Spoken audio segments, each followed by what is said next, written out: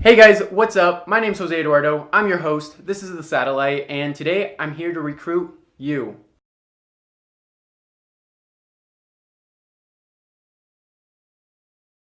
Last week we talked about the importance of women's reproductive rights, and we interviewed two fellows from Planned Parenthood and NARAL. Today I want to be talking to you about the importance of food access in low-income communities. So, yeah. Hello, eat 5% vegetables a day. We're the organic people. You guys are great. How are you? Great. How are you? I'm doing good. Oh my god, you guys are adorable. So it's really hot out today, so we're inside again, and I'm sorry for that. We don't have the AC on in here, so it's gonna be a little toasty. But yeah, so let's get started.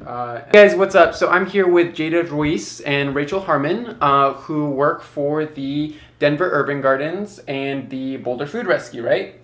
Yeah. So tell me a little bit about what your guys' organizations do. Yeah, I work for Boulder Food Rescue, and we're a nonprofit organization that goes to the supermarkets across Boulder, and we get the food that are past the sell-by dates. We put them on trailers on our bikes, and we bike them to recipient sites, which consists of low-income neighborhoods and homeless shelters, so that the organic food can be used. For sure. Yeah, so Denver Urban Gardens builds community gardens, and the community members have to come to DUG. They don't want to impose on a community. So I think we have roughly 150 gardens, and out of those gardens, 80 of them are at schools, and a large majority of our gardens are also in low-income neighborhoods. So we just want everyone to have equal access to fresh produce, and we do that by planting gardens. Sweet. I love it. And then you guys get like the whole community involved too. Yeah, so they have a community leader, so that will be the person that runs the garden, and if they need anything from DUG, they're the point of contact. So if they need more watering hose or a hoe, or if they need more seeds, we provide seeds too. If they want seeds or just questions on how to cultivate, we'll send someone out. For sure. And then with the Boulder Food Rescue, does the community also get involved in some kind of similar way? Yeah, so similarly, we have a grocery food person that we deliver the food to. So each recipient site, we have one person of contact normally, and they're the ones that make sure that the food gets there. And depending, because like we do apartments, we do low-income houses, we do homeless shelters, so it just depends on each site. But we talk to that person. They're the ones that like load the food in, make sure all the food's okay, and make sure that the community has access and knowledge. So break that down for me. Why is having access to like fresh food so important? I know that you guys talk a lot about food deserts. So maybe talk a little bit about that. Yeah, so a food desert is a community that doesn't have access to a grocery store within 5 miles. And when you think about access, like you want to think about walking, transportation, like child. You don't want to carry all these groceries on the bus or walking with a child in your hand, you know? Yeah. And that's mostly what those communities are made of. A food desert is mostly in like a low-income neighborhood. Yeah, and it's just like those communities normally just have access to places that are fast food markets, and when they do have like a mercado or like other supermarkets, they have a very low produce selection, and most of the stuff they have are like high on carbs, high on sugars, and stuff that you can leave on the shelf for like years, and it's still like tastes the exact same if you got it. It's convenience. Like you see a lot of convenience stores and gas stations in these neighborhoods because it's easy. It's easy for our family to walk to a 7-Eleven and get something under $10. Like Word. It's very easy to do that, and if that is what your budget is made up of, that's what you're gonna have to do. Okay, so then why is like making sure that people have access to these resources is so important? Yeah, so I grew up in Arizona, and I went from having a 2-parent income to a 1-parent income because of some family changes that happened. So I have 3 older siblings and me. So my mom had to work and support my dad and support 4 children, and we just didn't have the money to eat healthy. I don't think when I was little I saw this, but now that I can reflect, our food was like the first thing to go. Like when my mom would make her budget, like food was probably like the last of her worries, you know. So I grew up in kind of like an upper middle class neighborhood, but we couldn't really afford the food that was around us. There's like a lot of Whole Foods or natural grocers, and we couldn't afford that. So my mom would have to drive to another city, and we would go to this grocery store called Food City, which is like Save-A-Lot. It's the equivalent to Save-A-Lot. And we just like saw the difference between like our Whole Foods in our local neighborhood to like the food in our like Latino neighborhoods. The produce wasn't as good, like the meat was full of fat, the milk was like almost expired, and it's just like you see the disproportion, and it's all because of wealth, and I don't think it should be that way. Everyone should have access to affordable, healthy food, and people have access to affordable food, but I don't know if it's necessarily healthy food. For sure. And that's where I think work needs to be done. Definitely. Yeah, no, and like my story is very similar as well. Like growing up, like my parents were together, and like we were able to eat healthier because we were two income family. But then when my parents got divorced and it was just me and my mom, we ate a lot of chicken, lentils, rice, beans, and like my mom wasn't at home to cook, so like it was a lot of like me hitting the microwave button and like reheating things or like cooking stuff for myself because my mom didn't want me to use the stove. Yeah. She knew it would leave bad. No, but and it's just like I just think it's very important because a lot of the times people don't see food as a necessity or as like a big building block to someone's like physical and mental being, because whether or not you got your 3 meals a day that are healthy and stuff like that, or are you going to bed with like an empty stomach, are you doing that could like really affect your mental, your physical outlook on other people. Yeah. And especially for lower income neighborhoods, like people don't realize how much these kids rely on the food, the lunch programs and stuff like that. And so making sure that these kids are getting the healthy foods, I really feel like could help them make sure that they're emotionally and physically doing better. For sure. And I think that's something that people also don't like really think about. You are what you eat, like you said. Exactly. And it's going to affect everything, like the way you behave, the way you think, the way that your body just functions. It's going to be adapting to the things that you consume. You were talking about how your mom had to drive into like another city. Yeah. And for me, that's just one of the most baffling things, because you're talking about how you guys were already struggling financially, how food was the first thing to go. Like when you find yourself in a situation like that, I don't think you really have the resources to be driving those extra miles, that extra distance, but you do it anyways because it's cheaper, because it means that you're able to still put food on the table. Luckily, we did have a car and my mom was able to get gas, but not every family is lucky or fortunate to have that luxury, I guess. So I think it's important to put yourself in a mother, they're the ones that mostly get the groceries, right? A mother's shoes, and imagine just having maybe like 2 kids and not having any grocery stores around you. Like, what are you gonna do? Yeah. You're either gonna take the bus. We have Ubers now, so you could take an Uber or Lyft, but like even then, do they have money for that? No. You know, and it's just I don't know. I think it's hard for one. But like you said, we have to feed our children and we have to feed our families. And mothers are very resilient, I would say. And I feel like lower income families in general are very resilient, especially in America. So you just do what you have to do. Like you have to adapt. You have to continue to evolve and think what you're going to do and how you're going to do it. For sure.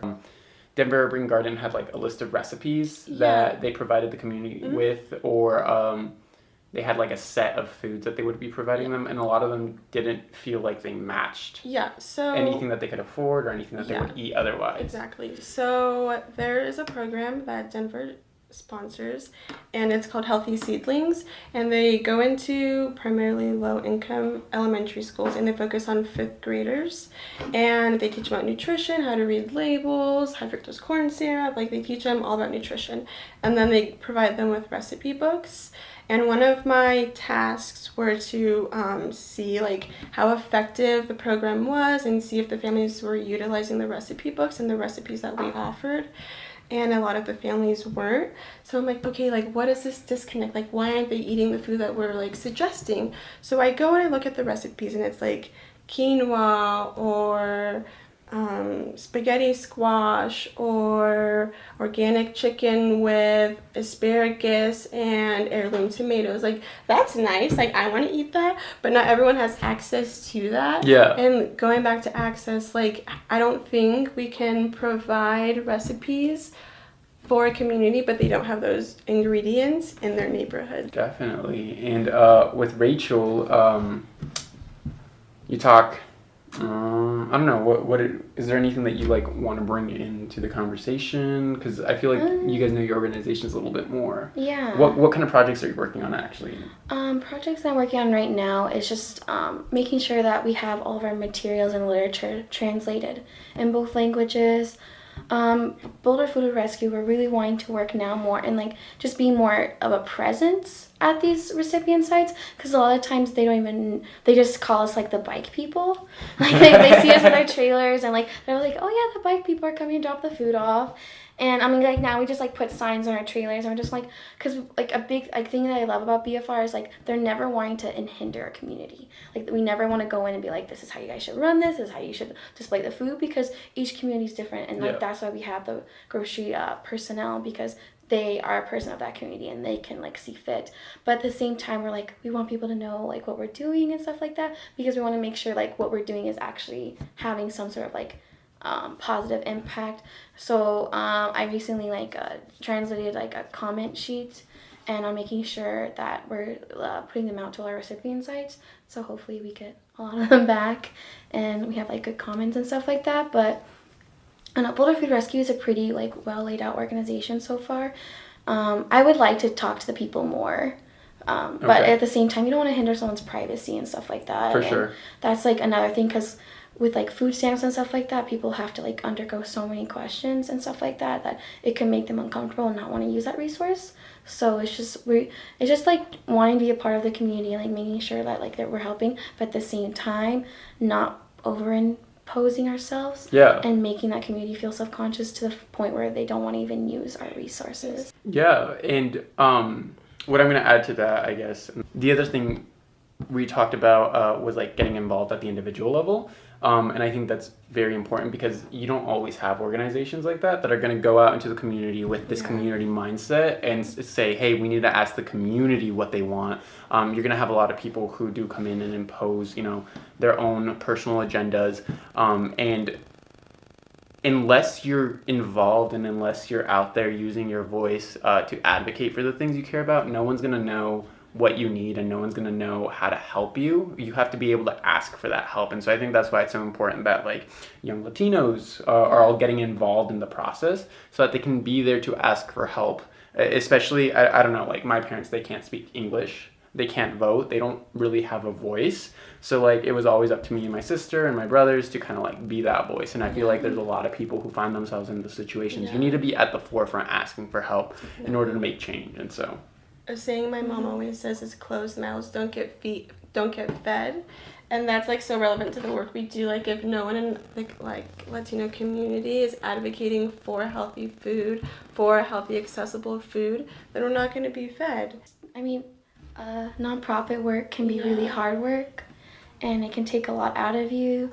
And I know, like, just like over the last year with all like the recent political changes and like changes in our community, I've definitely wanted to be like, you know what, F this, I don't know if you can say F this. F this, and just like you want to quit, because it does get tiring telling the same story over and over again to the same people who don't want to listen to you, don't want to acknowledge you. But at the same time, I'd rather be reiterating myself and sound like a broken record every day of the week than allowing someone to take control of my community, take control of my family, take control of my body, and just decide my fate. So nonprofit work, it's a very emotional work, it's a lot of physical work, but in the end, it's the most important work.